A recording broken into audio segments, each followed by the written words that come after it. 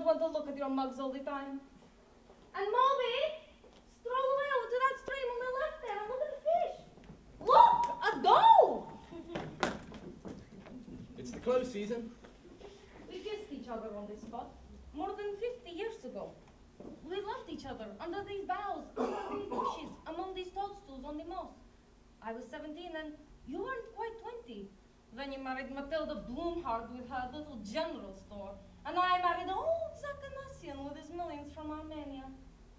He found me in a brothel in Hamburg. It was my red hair that took his fancy, the old gold ledger. Oh, Clara. Bobby, a Henry Clay. A Henry Clay. A Henry Clay. I'm fond of cigars. I suppose I ought to smoke my husband's produce, but I don't trust them. It was for your sake I married Matilda Bloomhard. She had money. You were young and beautiful. The future belonged to you. I wanted you to be happy, so I had to renounce being happy myself. And now the future's here. And if you'd stayed there, you'd be ruined like me. Are you ruined?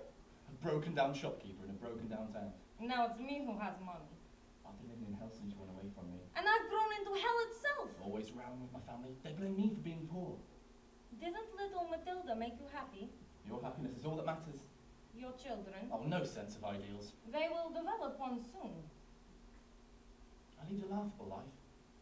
Never once really managed to leave this township. One trip to Berlin, one to Tessin. That's all. Why bother anyway? I know what the world's like. Because you've always been able to travel. Because I own it. Well, everything's going to be different now. Sure. Are you going to help us?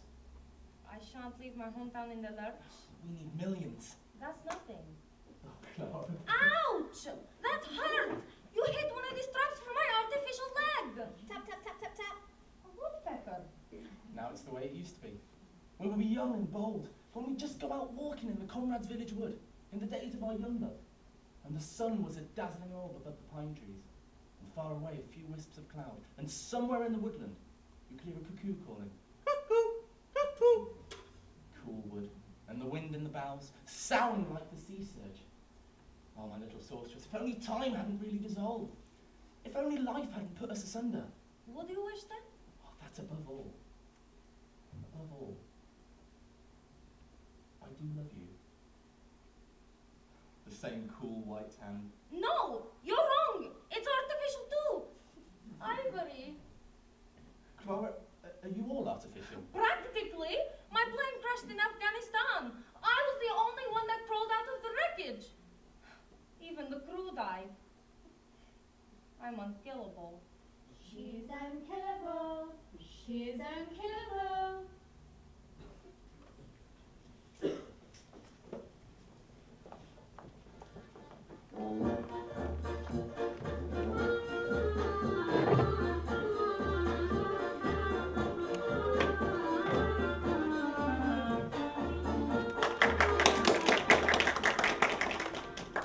Storm of applause is for you, my dear lady. It's for the town band, Mr. Mayor. It was a capital performance, and the athletics club did a wonderful pyramid. Oh, I love men in shorts and vests. They look so natural. Oh, Mrs. Eel, Alfred's wife. Matilda Bloomhard.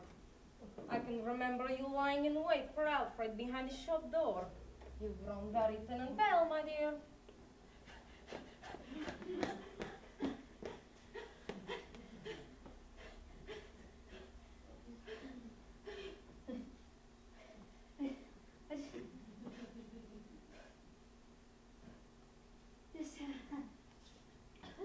Just managed to do it in my old Mercedes.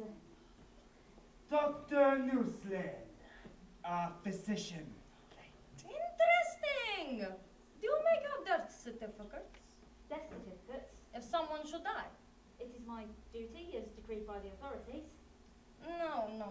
Next time, diagnose heart attack. Oh, delicious. Simply delicious. Do another exercise. Oh! Marvelous muscles. Ever use your strength for strangling? For strangling? Now bend your arms back again, Mr. Gymnast, and forward into a press-up. Clara has such a golden sense of humour. I could die laughing at one of her jokes. I wonder if you'll meet till marriage. She's promised us millions and millions. Millions and millions. My God. And now, Mr. Mayor, I'm hungry. Oh, immediately, my dear lady. We are just waiting on your husband. You needn't. He's fishing, and I'm getting a divorce. A divorce? Yes, Moby will be surprised too. I'm marrying a German film star. Oh, but you told us it was a very happy marriage. All my marriages are happy, Mr. Mayor. When I was a child, I used to dream of a wedding in Dublin Cathedral. I believe you should always fulfill your childhood dreams. It will be a grand ceremony. Oh, my dear lady. Fellow Culliners, 45 years have flown by since you left our town so pleasantly nestling between Conrad's village woods and Pukenrite Valley.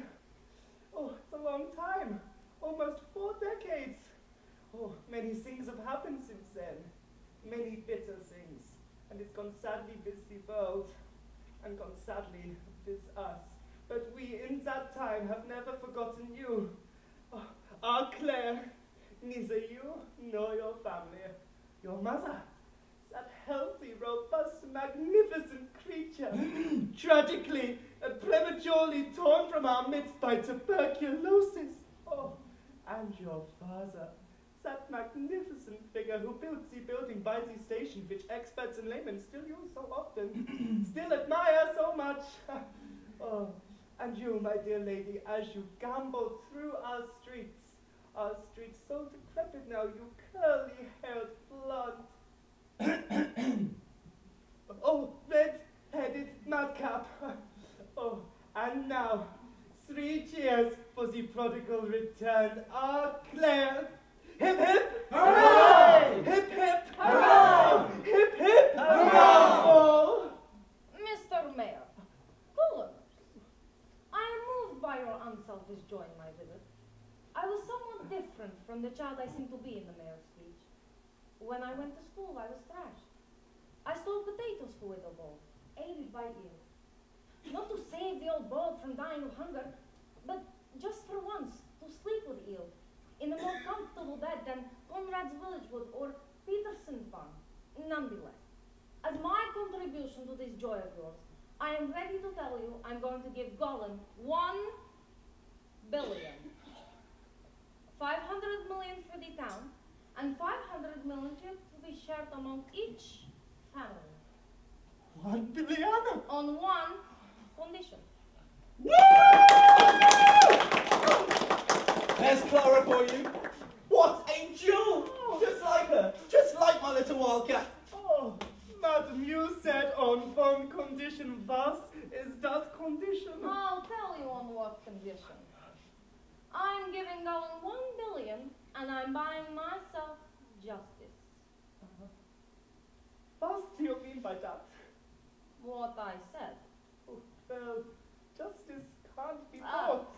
Everything can be bought. Oh, still don't understand. Baldy, step forward.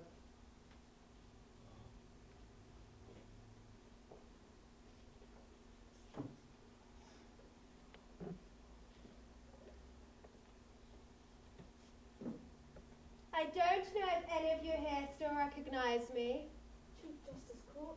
Right, Chief Justice Courtly. 45 years ago, I was Lord Chief Justice in Gulen. I was later called to the Catholic Court of Appeal until, 25 years ago it is now. Madame Zakanassin offered me the post of butler in her service. A somewhat unusual career indeed, I grant you, for an academic man. However, the salary involved is... Get to the point, Baldy. As you all may have gathered, Madame Zakanassin is offering you the sum of 1 billion, in return for which she insists that justice be done. In other words, Madame will give you all 1 billion if you right the wrong she was done in Gulen.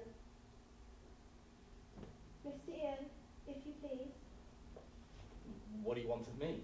Step forward, Mr. Ian. Sure. The year was 1910. I was Lord Chief Justice in Gullen. I had a paternity claim to arbitrate. Madame Zakanassen, at the time Clary Vasha, claimed that you, Mr. Ian, were her child's father. At the time, Mr. Ian, you denied paternity, and you called upon 2 witnesses. It's an old story. I was young, thoughtless. Roby and Toby, bring in Colby and Lobby. We're on the spot! We're on the spot! Do you recognize these 2, Mr. Ian? We're Colby and Lobby! We're Colby and Lobby! I don't know them. We've changed a lot. We've changed a lot. Say your names. Jakob Chicken, Jakob Chicken. Louis Patch. Louis Patch. Now, Mr. Ian. I know nothing about them. Jakob Chicken and Louis Patch. Do you recognize Mr. Ian? We're blind. We're blind. Do you know him by his voice? By his voice. By his voice. In 1910, I was judge and knew the witnesses. Jakob Chicken and Louis Patch, what did you swear on oath to the court of Gullen?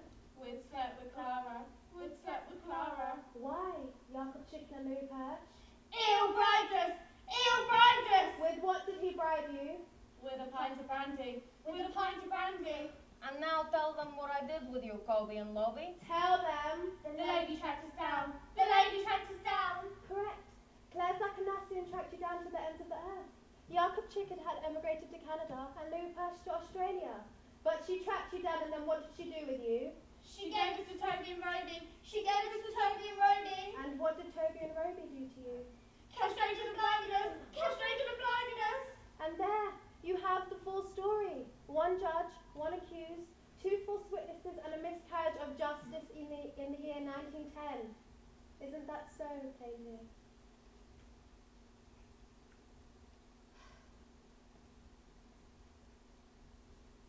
That is so. It's over and done with. Dead and buried. It's an old, crazy story. What happened to the child, Paisley?